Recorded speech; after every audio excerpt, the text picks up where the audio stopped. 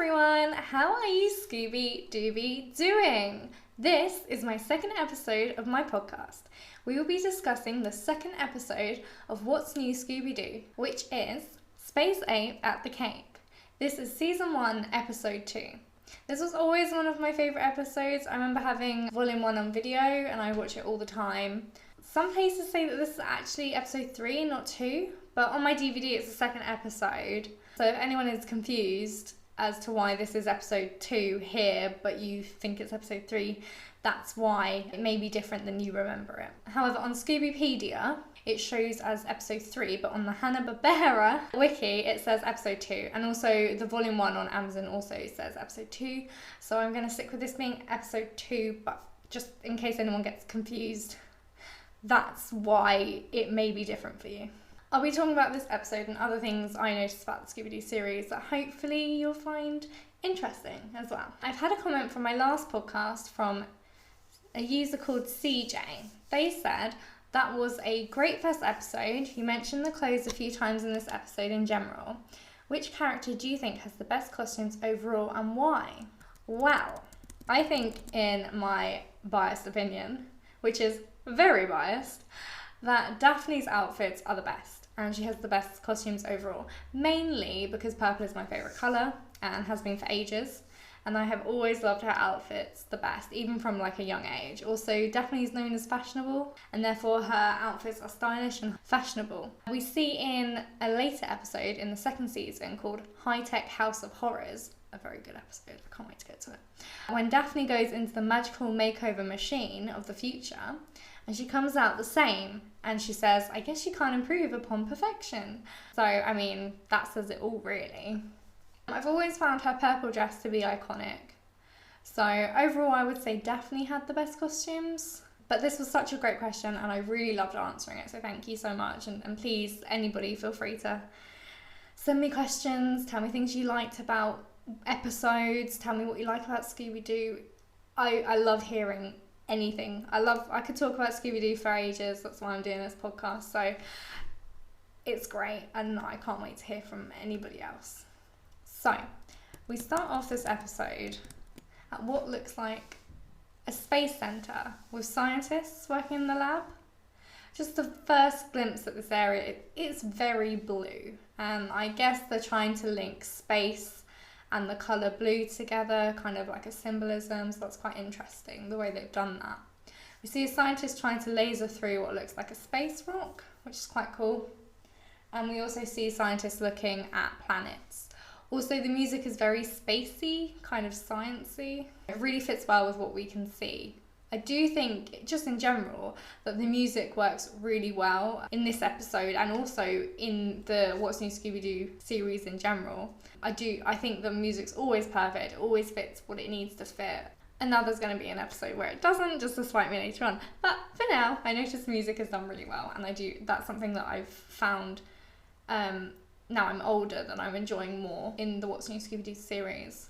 So yeah, I really love the music in these episodes and I really enjoy it. So we are then directed towards a woman who looks like she's observing an egg or a rock. It starts to glow green and grow in size until it breaks the glass incubator it's in and then hatches. We see the scientists around her look startled and panicked as the female scientist, who we will find out a bit later on is Janet Lawrence. She informs them the egg is hatching and seems just as panicked as they are as they back away and then run away. As the egg grows in size and hatches, there is a cloud of purple smoke and it cuts to the opening theme.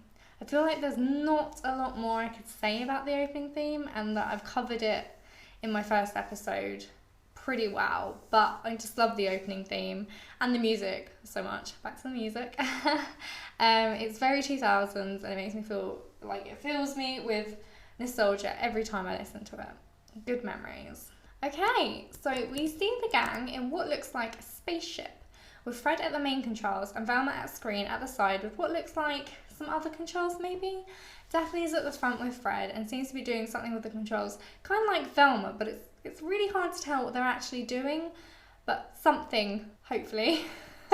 And Shaggy and Scooby are behind Fred and Daphne with no controls near them at all, which to be fair, might be the safest option for them. They also have their seatbelts on as well, so safety is important. I like that as well, because kids are watching this, and I think a reminder to be safe and wear a seatbelt without saying it helps a bit.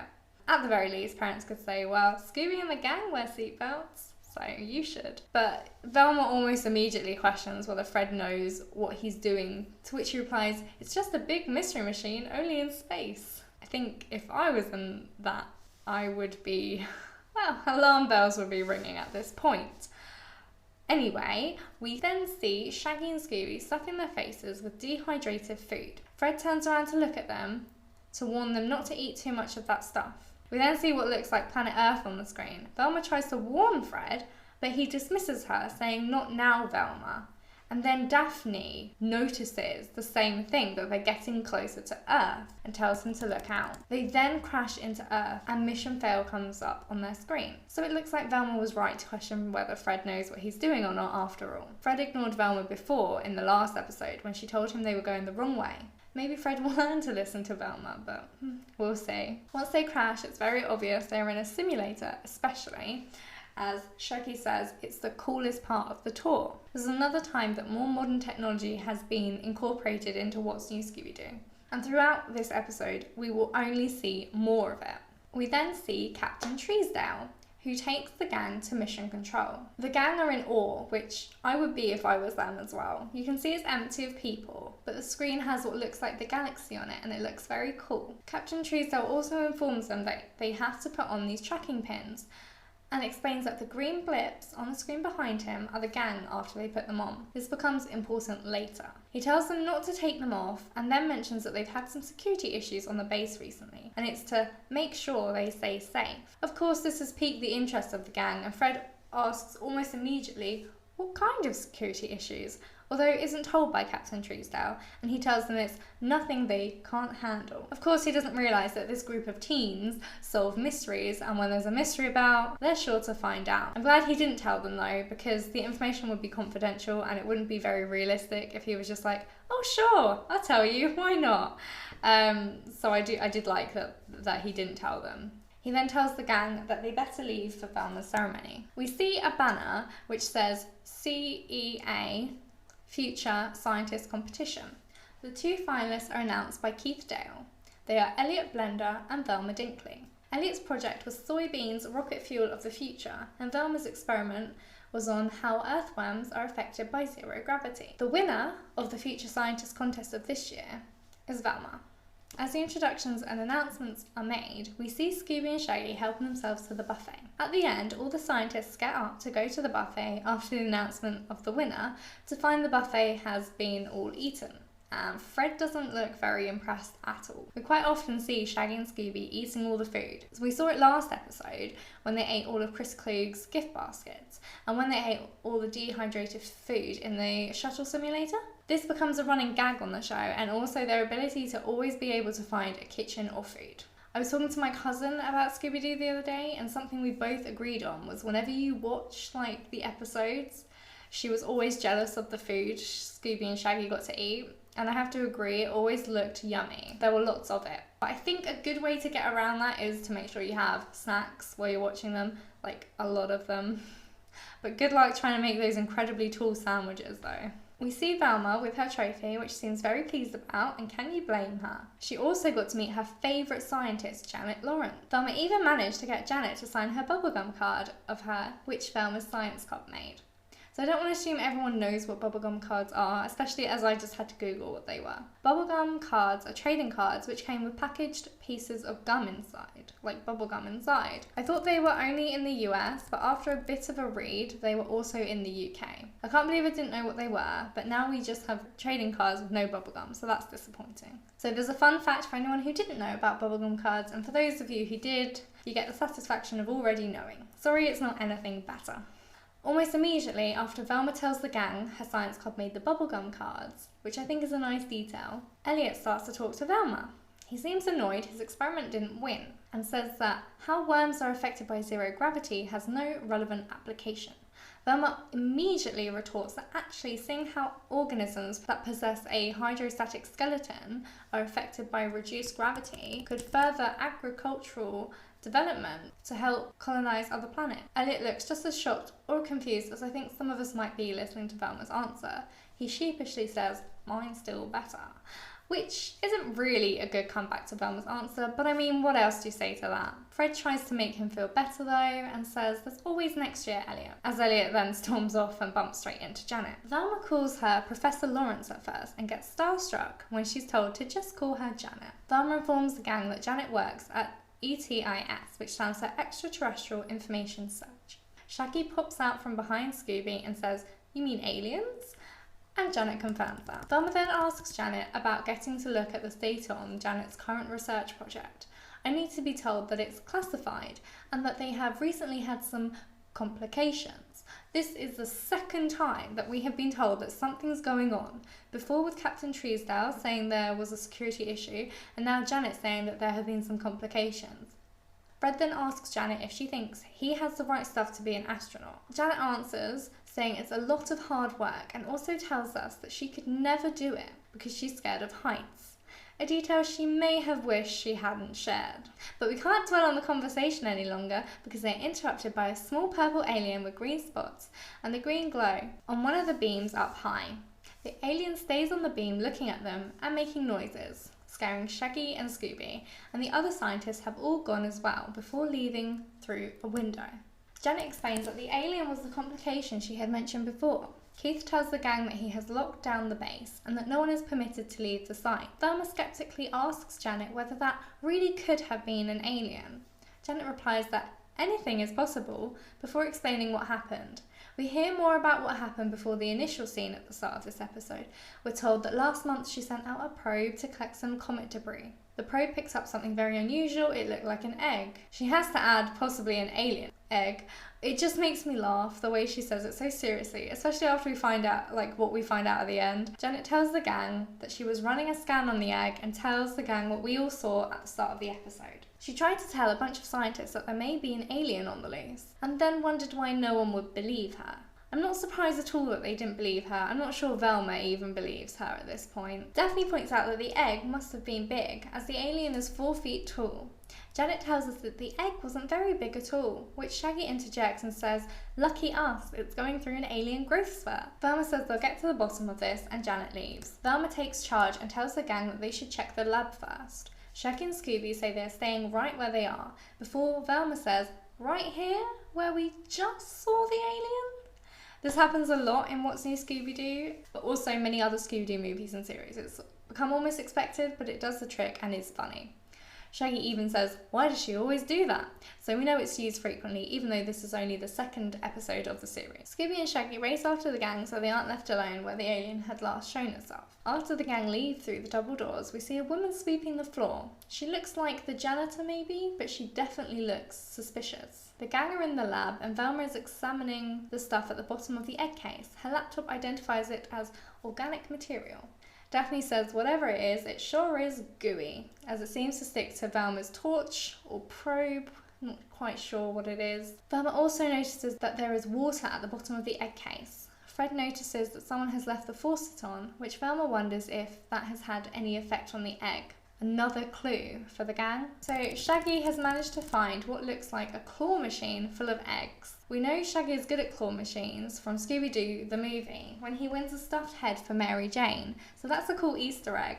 I like that little detail that they've added. We see a shadow come over Shaggy that looks like the alien. When Shaggy turns around, we see it's in a spaceman suit. Shaggy shouts, "It's the alien!" before he runs away and instantly crashes into some cabinets and drawers. The spacesuit gains on him and takes his helmet off, only for it to be Scooby playing a joke on Shaggy. This happens quite often, and we will also see it later on at the end of the episode.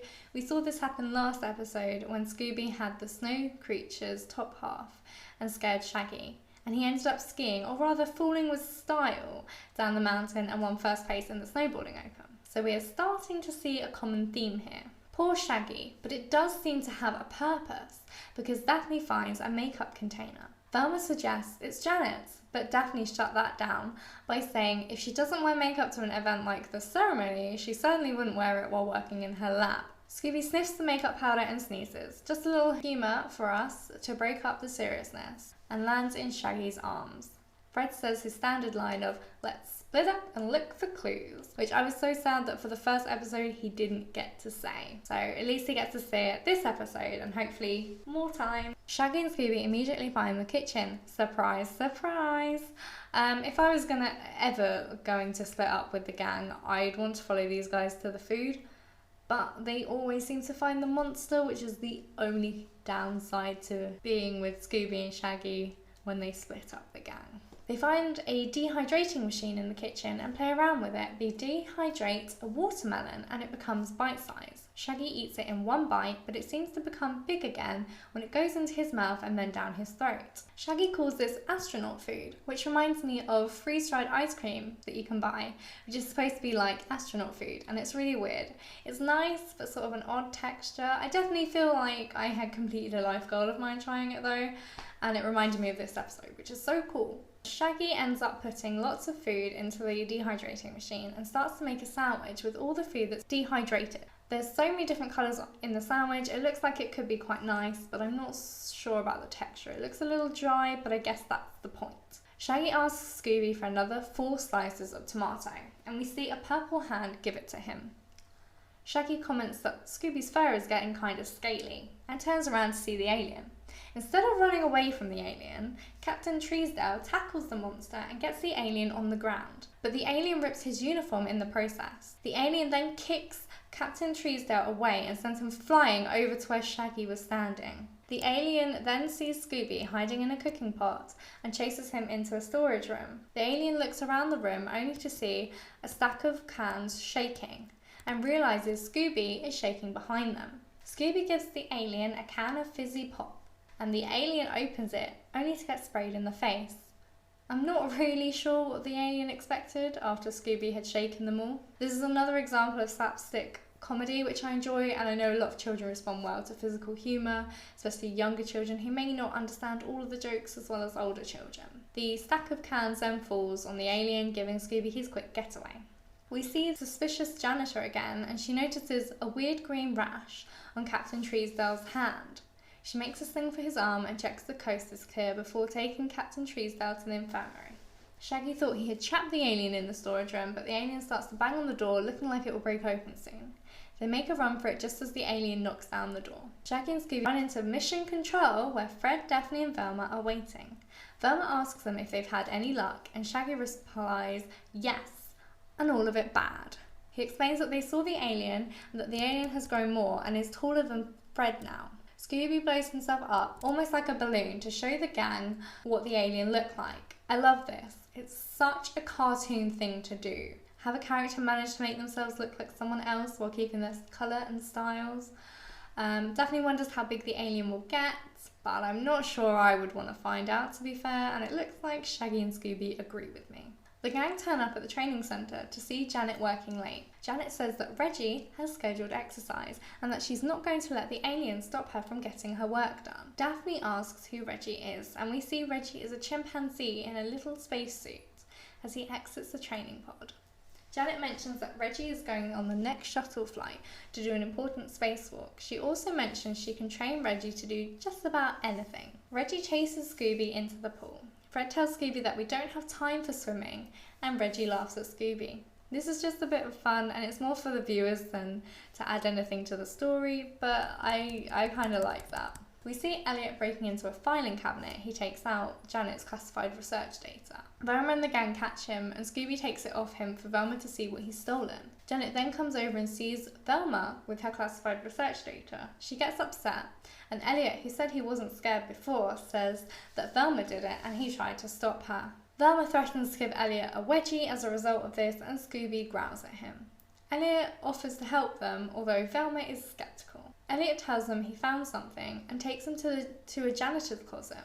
In the janitor's closet, there is lots of spy equipment, which makes our suspicious janitor even more suspicious. Shaggy tells the gang about the interaction he and Scooby had with the janitor and that she strangely knew a lot about medicine. Velma mentions if the shuttle doesn't launch, then 5 years of Janet's research is for nothing. Fred theorises that maybe that is why someone came up with this alien. Daphne wonders whether Keith Dale could be up to something. Fred is still thinking maybe the secret janitor could be a suspect. Velma suspects Elliot, and Shaggy's suspect is the alien that is standing right behind them. The gang run away from the alien. The music in the background for this chase scene is really upbeat and fun. I really enjoyed it while watching the gang hide and get away from the alien. I definitely think that the music in What's New Scooby-Doo is so good and enjoyable. Fred hides by pretending to be part of a statue. I always find it funny when the gang hides like this and the monster, or alien in this case, can't tell and doesn't see them. Shaggy and Scooby drive away from the alien in what I've been told is a buggy or open-top Jeep by my extremely helpful friends who helped me work out the name of what they were driving in this scene. The alien grabs the aerial at the back of the buggy and Shaggy brakes, causing the alien to go flying over the top. I like this physical and slapstick humour added into the chase scene.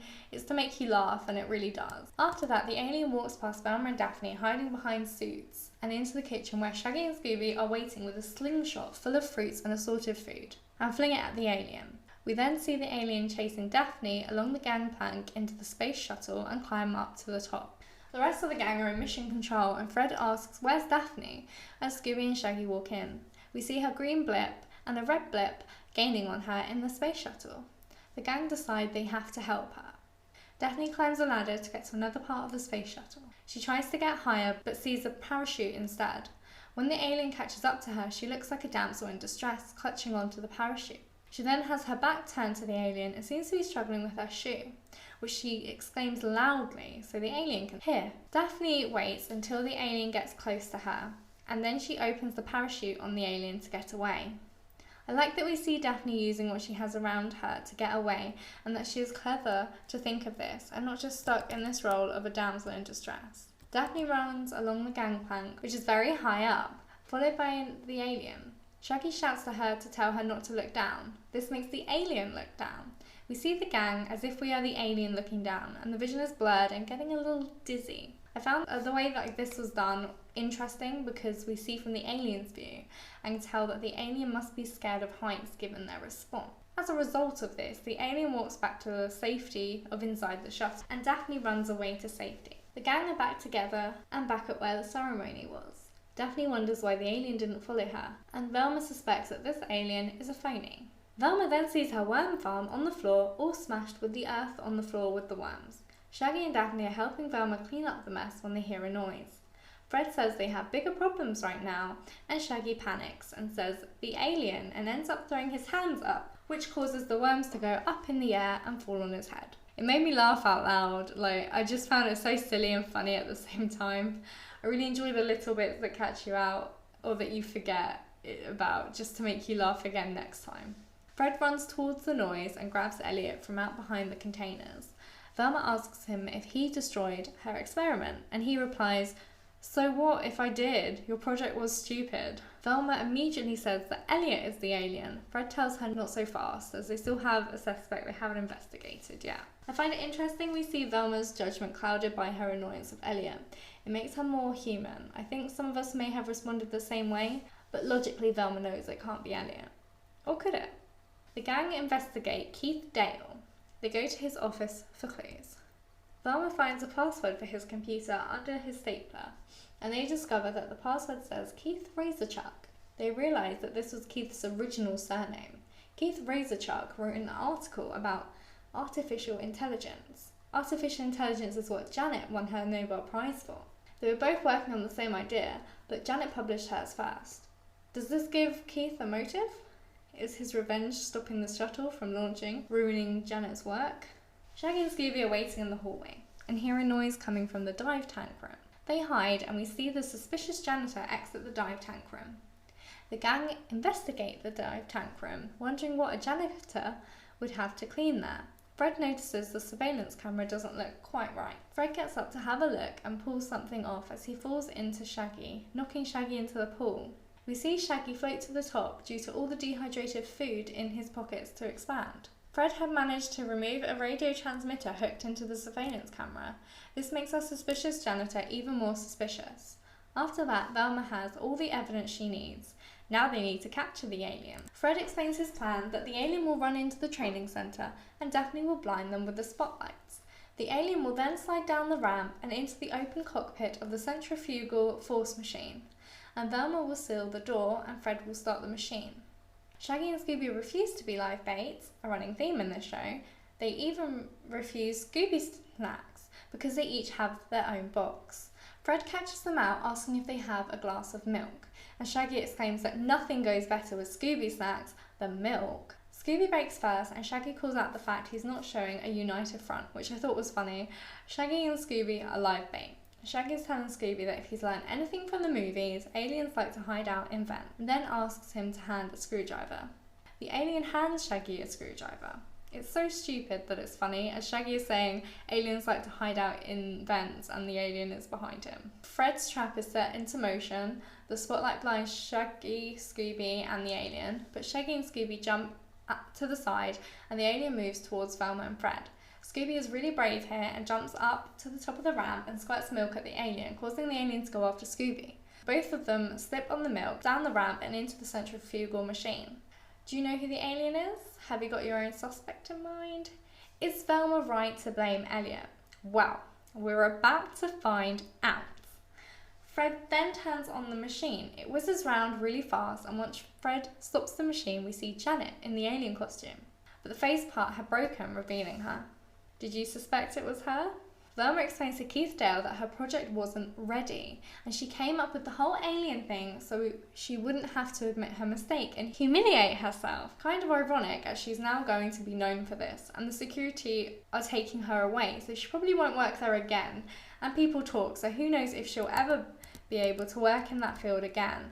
Fred also mentions that the alien wouldn't chase Daphne on the gangplank because she was scared of heights, something she admitted to the gang at the very beginning when she was first talking to them. Also, Daphne reveals that the makeup powder did in fact belong to Janet, but it was allergy powder which caused the weird rash on Captain Truesdale.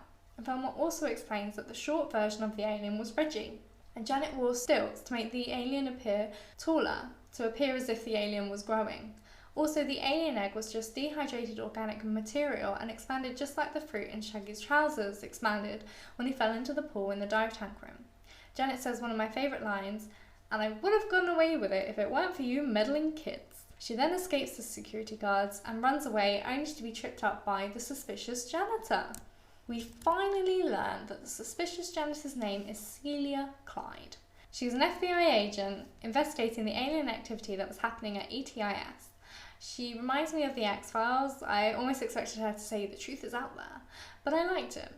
She also says that somewhere out there, aliens are waiting to make contact. I like this because as a kid, I loved space and aliens, and I love that she said aliens could be real. I think kids are curious about a lot of things, and space is something that ends up fascinating a lot of them. So I definitely loved watching this episode as a kid. I remember I used to have Volume 1 on video and I watched this episode a lot. Scooby scares Shaggy again by wearing the alien head which he took from Reggie, something Scooby seems to love doing and can't seem to stop. The gang watch the space shuttle leave and mention it's a shame Velma's project couldn't go with it. Velma wonders what happened to her worms, and we see Shaggy and Scooby eating noodles and there's worms in it. I know I said I'm jealous of some of the food those two eat, but they can keep this. I wouldn't want to share that dish with them at all.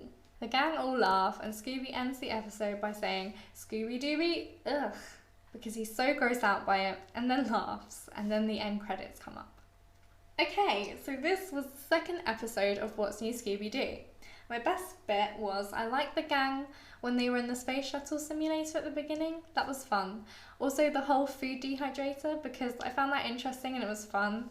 I also liked when Shaggy had the dehydrated food in his pockets and fell in the water, causing it to expand and float to the top. I thought it was cool. The worst bit was the fact that Elliot was such a meaningless character. Why was he so mean to Velma, and what was the purpose of this? Was his character just a red herring, or was there supposed to be more to him? Maybe we'll find out in another episode. He might return, who knows. Also, Celia Clyde was also used as a red herring, so we thought she was a suspect lurking around and being suspicious, but we only really know after all this that she's an FBI agent. They seem to like adding characters for the purpose of becoming a suspect, which doesn't bother me. It's just we don't really learn that much about them, which I find a shame. Like, I'd like to learn more about these characters, but we just never seem to, and then we never seem to see them again, which I find is a shame because they've got some good stories. It'd be interesting to learn more about them. The funniest bit was probably that the alien was so helpful, and when Shaggy asks for another 4 slices of tomato, the alien hands him the dehydrated food before chasing them. Also, again, when Shaggy is at the vent and asks Scooby to hand in the screwdriver and the alien passes it to him, I just found it so stupid and funny that the alien helped Shaggy before chasing them. My favourite supporting character for this episode was Captain Truesdale. He was so nice to the kids at the beginning. He greeted them after the shuttle simulator and took them to mission control. He seemed so nice to the kids and even reminds Velma that they don't want to be late for the ceremony. I also like that he tackled the alien to help Shaggy and Scooby. That was heroic. And he was also doing his job to protect them. This is the end of my second podcast episode. Thank you for listening. I wonder if you thought the same as my best, worst and funniest bits. Was Captain Truesdale your favourite supporting character this episode? Whether you agreed or disagreed, I'd love to know your thoughts about this episode, and I may even feature them in my next episode. The next episode will be Season 1, Episode 3, 3D Destruction, so get ready to listen to the next podcast. If you want to ask any questions or even just mention anything you liked about this episode, you can go to my website, meddlingpodcast.com. That's meddlingpodcasts.com, or you can email me at feedback@meddlingpodcast.com. I'd love to hear any of your thoughts about Scooby-Doo, whether it's this episode, another episode, or just Scooby-Doo in general. Thanks for listening and stay groovy.